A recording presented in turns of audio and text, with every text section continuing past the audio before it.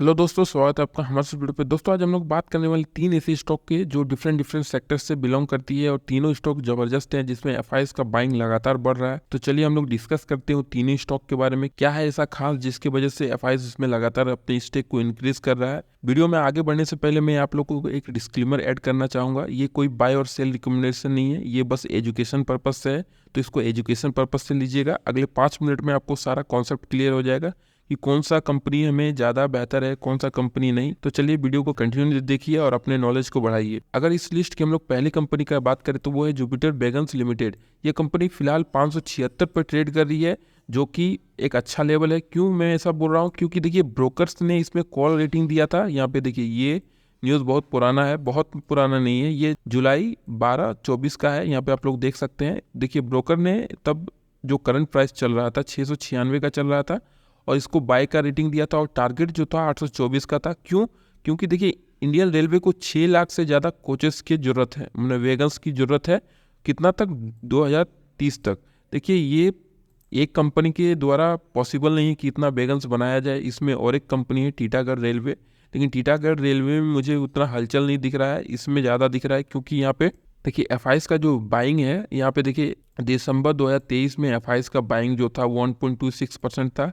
अगले क्वार्टर में बढ़ के 2.28% हो गया, फिर नेक्स्ट क्वार्टर 4.14% और इस क्वार्टर लेटेस्ट क्वार्टर में 5.34% का हो गया। दो लगातार यहाँ पे स्टेक जो है एफआईएस का बढ़ रहा है और डीआईएस का हमें बढ़ते हुए दिख रहा है। स्टेक कम हुआ है पब्लिक का। और यहाँ पे सबसे और एक चीज़ है कि प्रमोटर का होल्डिंग बहुत ज़्यादा है, 68%, जो कि अच्छा साइन होता है।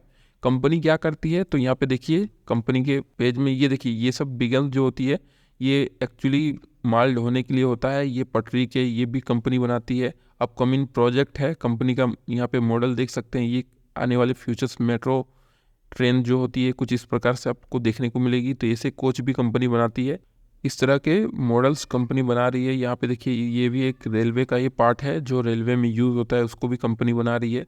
यहाँ पे देखिए ये जो क्रॉसिंग होता है मेट्रो में ज़्यादा आपको देखने को मिलेगा और रेलवे में, तो ये क्रॉसिंग का भी काम करती है। और भी चीज़ें कंपनी बना रही है। देखिए हाइवा का जो बॉडी होता है उसको भी कंपनी बना रही है। यहाँ पे देखिए कंटेनर भी बनाती है। कंटेनर क्या काम में आती है? जो एक देश से दूसरे देश कोई सामान पहुँचाना होता है, एक जगह से दूसरी जगह, ट्रांसपोर्टिंग में यूज़ होता है ये कंटेनर। यहाँ पे आप देख लीजिए।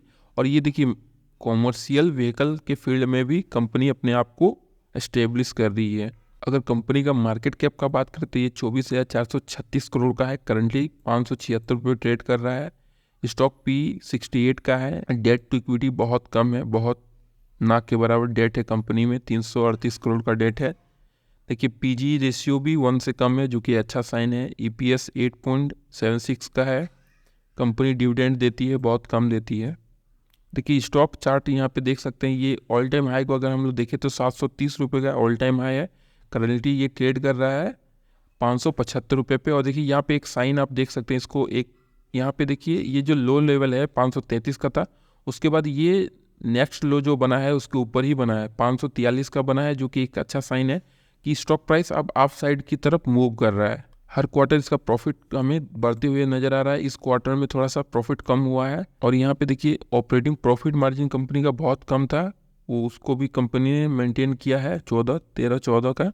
कंपनी का सेल्स ग्रोथ का बात करें तो ये काफ़ी तेज़ी से बढ़ा है, प्रॉफिट ग्रोथ भी तेज़ी से बढ़ा है और स्टॉक प्राइस भी ठीक ठाक लेवल से बढ़ा है। प्रमोटर होल्डिंग भी अच्छा है इस कंपनी का। मुझे फ्यूचर मॉडल भी अच्छा लगता है। आने वाले टाइम में जो पुरानी ट्रेन्स है इंडिया में, जो बहुत पुरानी ट्रेन्स चल रही है, उसके सारे कोचेस बदलेंगे, ट्रेन मॉडिफाई होगा। तो ये बहुत तेज़ी से नहीं होगा, बहुत स्लो होगा। लेकिन हाँ, इसका जो फ्यूचर है कंपनी जिस पे काम कर रही है, तो ये स्टॉक पे मेरा काफ़ी ध्यान रहेगा। अब हम लोग बात करते हैं इस लिस्ट की दूसरी कंपनी का। इस लिस्ट की जो दूसरी कंपनी है वो है techno electric and engineering company limited. Company का अगर करंट मार्केट प्राइस का बात करें तो ये 1635 रुपये पे चल रहा है। कंपनी का मार्केट कैप 19,018 करोड़ का है। यहाँ पे आप लोग देख सकते हैं कंपनी क्या क्या करती है। ये फाइनेंशियल में है, कंपनी ट्रांसमिशन एंड डिस्ट्रीब्यूशन में है, पावर जनरेशन में है और डाटा सेंटर्स में काम करती है। कंपनी का जो क्लाइंट बेस है बहुत अच्छा है, इंडिया के टॉप कंपनीज के साथ इनका टाइप है। यहाँ पे आप लोग वीडियो को पॉज करके देख सकते हैं। कंपनी का अगर हम लोग फंडामेंटल्स का बात करें तो यहाँ पे देखिए 19,018 करोड़ की कंपनी करंटली 1635 पे ट्रेड कर रही है। डेट टू इक्विटी बिल्कुल नहीं है। कंपनी में कर्ज नहीं है, ऑपरेटिंग प्रॉफिट मार्जिन 15 का है, आरओसी भी अच्छा है, आरओई भी ठीक ठाक है। देखिए स्टॉक प्राइस लगातार यहाँ पे हमें अपसाइड मूव करते हुए दिख रहा है। प्रॉफिट का बात करें तो कंपनी प्रॉफिटेबल है। इस क्वार्टर कंपनी ने 98 करोड़ का प्रॉफिट रिपोर्ट किया है। यहाँ पे देखिए कंपाउंडिंग सेल्स ग्रोथ जो है कंपनी का लगातार हमें बढ़ते हुए दिख रहा है और प्रॉफिट ग्रोथ भी हमें बढ़ते हुए दिख रहा है। स्टॉक प्राइस भी उस हिसाब से बढ़ते हुए दिख रहा है। तो कंपनी का फाइनेंशियल हेल्थ बहुत मजबूत है, जिसके कारण स्टॉक में आपको अपसाइड मूव देखने को मिल रहा है। प्रमोटर होल्डिंग देखें तो यहाँ 0.92% स्टेक जो है प्रमोटर के पास है और 7.93% स्टेक एफआईज के पास है और 24% स्टेक जो है 25% ही बोलिए 24.91% है जो कि डीआईज के पास है और 10% का जो स्टेक है वो पब्लिक के पास है। तो यहाँ पे स्टेक जो पब्लिक के पास है बहुत कम है, ज़्यादातर स्टेक हमें प्रमोटर एफआईज और डीआईज के हाथों में देखने को मिल रहा है, जो कि भी एक अच्छा साइन है और एक स्टॉक फंडामेंटल्स को दिखा रहा है। तो ये कंपनी में आपका क्या व्यू है। अब हम लोग बात करते हैं इस लिस्ट की तीसरी कंपनी की। इस लिस्ट की जो तीसरी कंपनी है वो है ग्लैंड फार्मा, जो 1839 रुपये पर ट्रेड कर रहा है। करंटली मार्केट कैप जो है 30,290 करोड़ का है, P/22 का है, डेट इक्विटी काफ़ी कम है, बहुत कम कर्ज है कंपनी के ऊपर, आरओई थोड़ा सा कम हमें दिख रहा है, आरओसी ठीक ठाक है, ऑपरेटिंग प्रॉफिट मार्जिन 22.2 का है। कंपनी इंडस्ट्रीज पी से महंगे में ट्रेड हो रही है, EPS 43 का है। कंपनी का अगर हम लोग मैक्स चार्ट को देखें तो ये लिस्ट हुई थी 2113 रुपये पे और करंटली ट्रेड कर रही है 1900 रुपये पे। तो यहाँ पे स्टॉक प्राइस जो है यहाँ पे अपसाइड धीरे धीरे मूव हो रहा है। अब यहाँ पे बड़े प्लेयर घुसना शुरू कर चुके हैं। 11.75% स्टेक जो था वो डीआईज के पास था और ये स्टेक बढ़ के 32% का हो चुका है। और देखिए बीच में जब स्टॉक प्राइस नीचे आया तो यहाँ पे डीआईज का भी स्टेक कम हुआ था, 2% के चला गया था।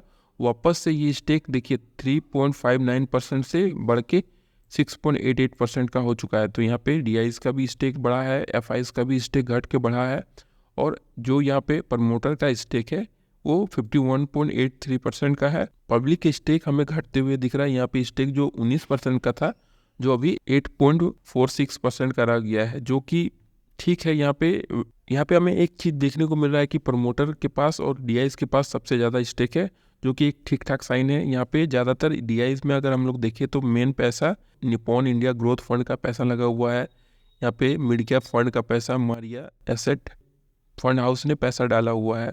कंपनी हमें अच्छे प्राइस पे ट्रेड करते हुए मिल रहा है, जो कि एक अच्छा साइन है। तो ये स्टॉक काफ़ी लो पे ट्रेड कर रहा है। इसका ऑल टाइम हाई को अगर हम लोग देखें तो ये इतने 4,4287 रुपये का हाई लगाया है और करंटली ये ट्रेड कर रहा है 1868 रुपये पे। और यहाँ पे बाइंग भी एफआईज और डीआईज का जम के हो रहा है। तो ये स्टॉक पे आपका क्या कहना है कमेंट सेक्शन में ज़रूर बताइए। तीनों स्टॉक में से कौन सा कंपनी आपको ज़्यादा अच्छा लगा, किसका बिजनेस मॉडल ज़्यादा अच्छा लगा और फ्यूचर ग्रोथ किस में ज़्यादा आपको समझ में आ रहा है, कमेंट सेक्शन में ज़रूर बताइए। मिलते हैं नेक्स्ट वीडियो पे ऐसे ही अच्छे स्टॉक के साथ।